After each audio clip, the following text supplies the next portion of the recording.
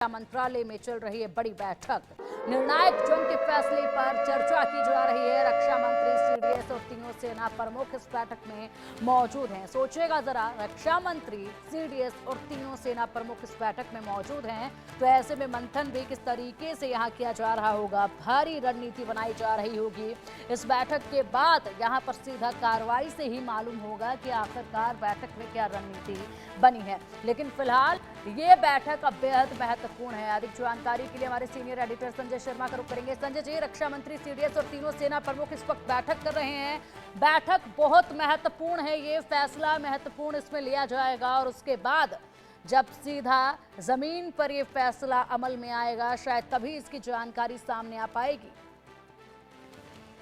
देखिए, काफी महत्वपूर्ण बैठक, इस बैठक को माना जा रहा। तीनों सेना प्रमुख मौजूद हैं, सीडीएस अनिल चौहान भी बैठक में मौजूद हैं और रक्षा मंत्री राजनाथ सिंह के साथ लगातार चर्चाओं का दौर चल रहा है। तो सेना का क्या ऑप्शन है, सेना किस विकल्प पर पहुंचते हुए नजर आ रही है, इन सबको लेकर के सेना अपनी राय, अपना ओपिनियन बता रही है कि अब सेना क्या चाहती है, आगे क्या एक्शन लेना चाहती है। फिर तीनों सेना प्रमुखों ने सबसे पहले सीडीएस अनिल चौहान के साथ मिलकर के पूरा ब्लूप्रिंट बनाया है कि आगे का ऑपरेशन कैसा होना चाहिए, क्योंकि अब लिमिटेड वार का टाइम नहीं बचा है, क्योंकि पाकिस्तान ने अपनी पूरी बॉर्डर खोल दी है, पूरी सीमाएं खोल दी है। भारत के लगभग 15 से ज्यादा शहरों पर पहले दिन हमले की। कल भी हमने देखा जम्मू कश्मीर, लद्दाख से लेकर के पंजाब, राजस्थान, गुजरात तक हमले की, यानी पूरी की पूरी पश्चिमी बॉर्डर पाकिस्तान पहले खोल चुका है। तो भारत के पास अब ज्यादा विकल्प नहीं बचे हैं। तो भारत को अब बड़ा निर्णय लेना होगा। क्या भारत अंतिम फैसले तक जा सकता है, अंतिम निर्णायक लड़ाई की तरफ आगे बढ़ रहा है, ये देखना होगा। इस पे जो भी फैसला होगा, केंद्रीय रक्षा मंत्री राजनाथ सिंह उस फैसले को जाकर के प्रधानमंत्री नरेंद्र मोदी को बताएंगे। उसके बाद में प्रधानमंत्री निर्णय लेंगे कि आखिर क्या करना है, क्या वाकई देश अंतिम डिसीजन की तरफ जा रहा है, क्योंकि हम वार और नो वार के बीच की स्थिति में लंबे समय तक नहीं झूल सकते। तो किसी एक फैसले पर अब देश को जल्दी जाना होगा, क्योंकि पाकिस्तान ऐसा लगता है लगातार भारत को बड़े हमले के लिए उकसा रहा है। बिल्कुल, लगातार ये उकसावे की कार्रवाई जो पाकिस्तान की तरफ से देखी जा रही है, मुंहतोड़ जवाब दिया जा रहा है। लेकिन फिलहाल एक बड़ी जानकारी सामने है। डीआरडीओ चीफ से भी मिलेंगे राजनाथ सिंह, गोला बारूद की जानकारी लेंगे रक्षा मंत्री। तो गोला बारूद की जानकारी हासिल करेंगे रक्षा मंत्री राजनाथ सिंह और इसीलिए इसके बाद एक और मुलाकात महत्वपूर्ण होगी। डीआरडीओ चीफ से मुलाकात अब होगी। इस बैठक के बाद डीआरडीओ चीफ से मुलाकात करेंगे रक्षा मंत्री राजनाथ सिंह। संजय सर, क्या लग रहा है आपको, किस तरीके से जानकारी हासिल की जाएगी, क्या महत्वपूर्ण निर्देश जो हैं वो दिए जा सकते हैं? लगातार राजधानी में बैठकों का, मुलाकातों का सिलसिला आज बेहद महत्वपूर्ण है। देखिए, पिछले 2 दिनों से हमने देखा पाकिस्तान जिस पैटर्न पर हमले कर रहा है, वो पैटर्न हमास का रहा है लगातार, क्योंकि हमास ऐसे पैटर्न को फॉलो करती रही है।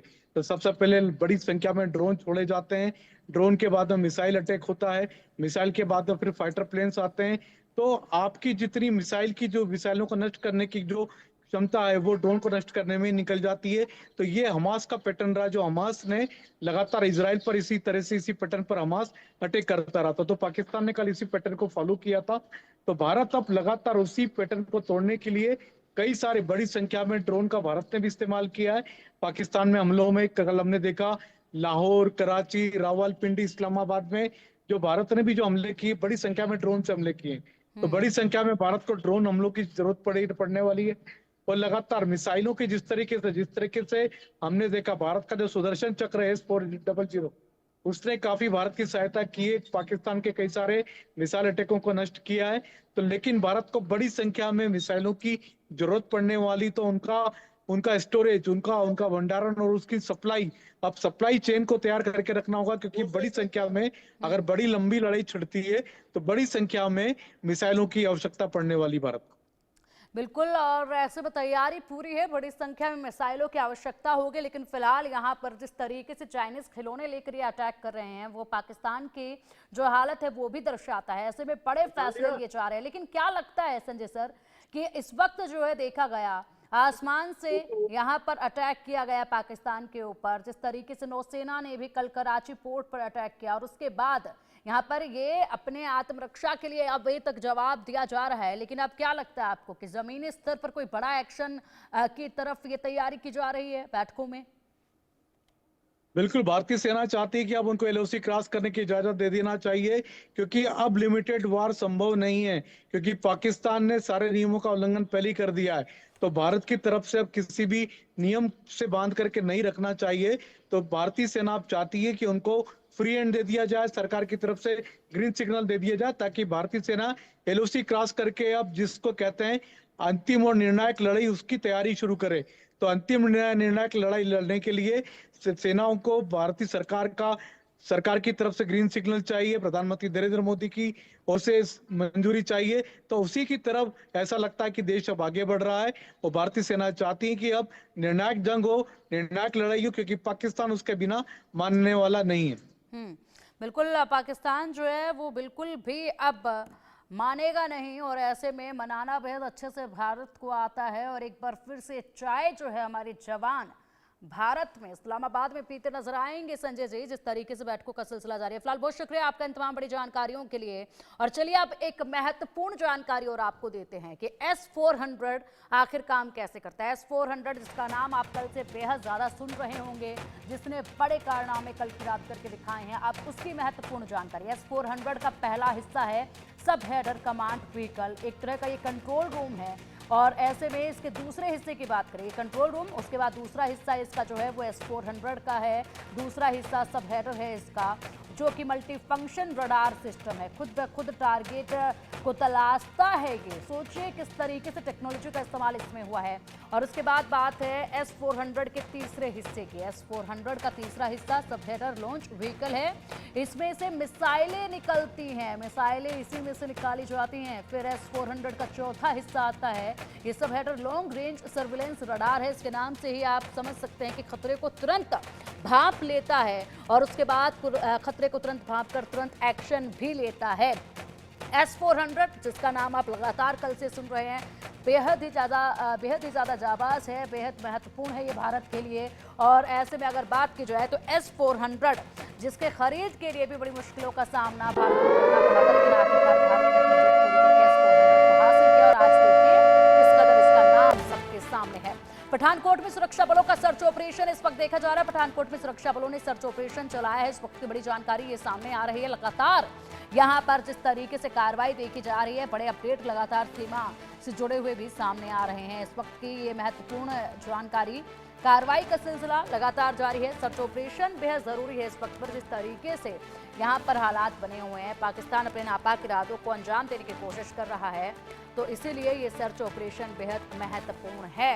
पठानकोट में सुरक्षा बलों ने यहाँ पर ये सर्च ऑपरेशन चलाया है। अब चलिए पठानकोट से अधिक अपडेट के लिए हमारे सहयोगी वरुण कुमार का रुख करेंगे। वरुण, फिलहाल क्या कुछ अपडेट है, क्या आप ये जानकारी महत्वपूर्ण दे पा रहे हैं इस वक्त जिस तरीके से सर्च ऑपरेशन चलाया जा रहा है? आपको बता दें कि बीती रात जो पाकिस्तान की तरफ से ड्रोन अटैक किया गया था पठानकोट एयरबेस में, उसके बाद जो ड्रोनों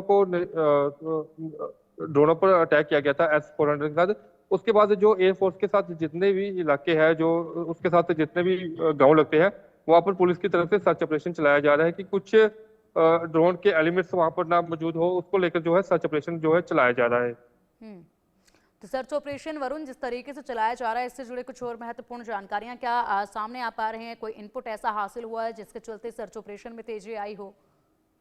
नहीं, ऐसा कुछ इनपुट नहीं है, क्योंकि इससे 2 दिन पहले भी वहां पर जो है तो ड्रोन एक्टिविटी देखी गई थी अपने इसी साइड पर, और वहां पर भी 2 दिन पहले उस ड्रोन को नष्ट किया गया था। उसके बाद एक बार फिर से जो है सुबह जैसे ही दिन चढ़ा, उसके बाद जो है पुलिस की टीम और एयरफोर्स के कुछ जवानों की तरफ से एयरफोर्स के साथ जितना भी एरिया लगता है और जितने भी वहां पर गाँव लगते हैं, उस पर जो है कंटिन्यूस सर्च ऑपरेशन चलाया जा रहा है कि कोई भी जो चीजें नष्ट हुई है, क्या उनकी कुछ रिकवरी हो सकती है। ठीक है वरुण, आएंगे आपके पास। फिलहाल कुछ महत्वपूर्ण तस्वीरें सामने आ रही हैं। उमर अब्दुल्ला की ये तस्वीरें हैं, और हो सकता है कि इस वक्त वो कुछ बयान भी दें, और लेकिन फिलहाल उनका ये जो जिस तरीके से निरीक्षण वो लगातार कर रहे हैं उमर अब्दुल्ला, ऐसे में तस्वीरें भी लगातार सामने आ रही हैं। और पहले ही उन्होंने कह दिया था कि खुद वो मौके पर जाएंगे, जाकर वहाँ पर हालातों का जायज़ा भी लेंगे, और इसी के साथ तमाम बड़ी कार्रवाइयों को वो खुद देखना चाहेंगे। और उसी सिलसिले में अब ये तस्वीरें भी सामने आई हैं।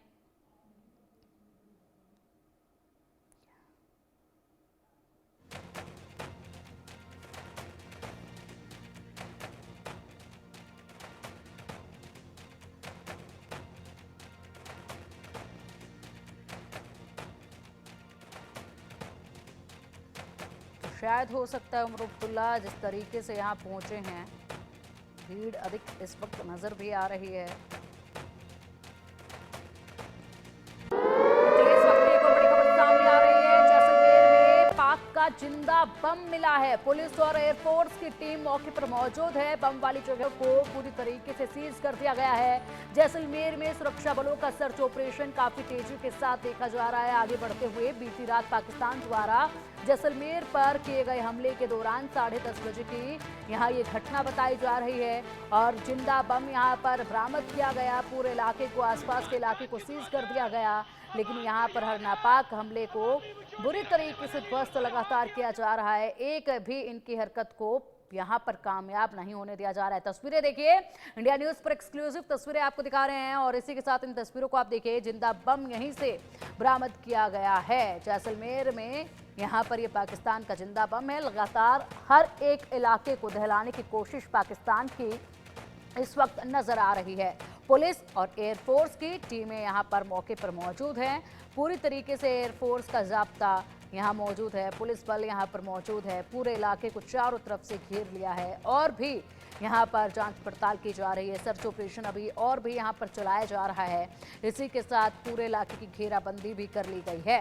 ऐसे में यहाँ पर चप्पे चप्पे पर जिस तरीके से पैनी निगाहें बनी हुई हैं, उसी का ये सबूत है कि कुछ भी छिप नहीं पा रहा है हमारे सुरक्षा कर्मियों की आंखों से, और इसलिए सब कुछ सामने है। अब चलिए अधिक अपडेट के लिए रजत व्यास हमारे सहयोगी जैसलमेर से जुड़ गए हैं। रजत, जिंदा बम पाकिस्तान का यहाँ से जैसलमेर की धरती पर पाया गया है, पूरे एरिया को सीज किया गया है, क्या फिलहाल कार्रवाई की जा रही है?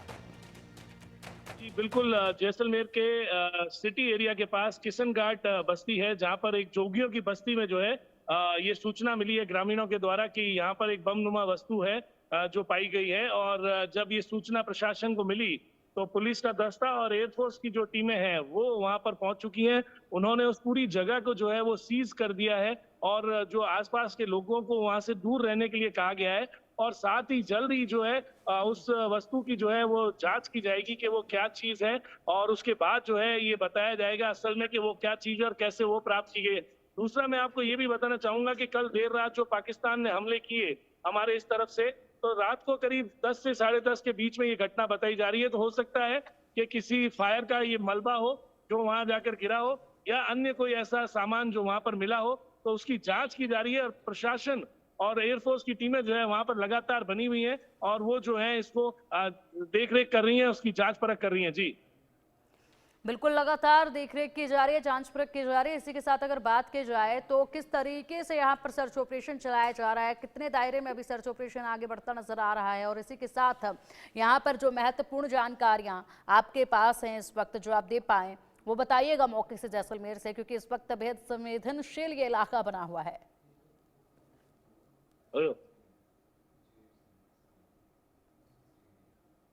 जैसलमेर के आसपास जो है वो करीब, जैसे कल रात को जो मिसाइल अटैक्स हुए तो उसमें जो एंटी फायर सिस्टम्स थे उन्होंने मिसाइल को जो है अलग अलग जगह पर जो है वो नाकाम कर दिया। तो कई जगहों पर जो है हो सकता है कि मलबा गिर चुका हो। हालांकि अभी इस प्रकार की कोई आधिकारिक सूचना या ऐसी कोई पुष्टि नहीं हुई है कि कहाँ पर कुछ गिरा है और कहाँ पर कोई मलबा मिला है, परंतु सर्च अभियान जो है वो अभी जारी है और समय समय पर जो है वो इस बात की खबर मिल रही है कि कहाँ पर मलबा मिल सकता है, कहाँ पर नहीं। उसी के चलते ये पहली घटना है जहाँ पर ये बमनुमा वस्तु मिली है, जहाँ पर जो है टीमें पहुंच चुकी है और हम भी वहां पर पहुंचने की कोशिश कर रहे हैं ताकि वहां से आपको जो है सीधी तस्वीरें दे सकें। जी बिल्कुल।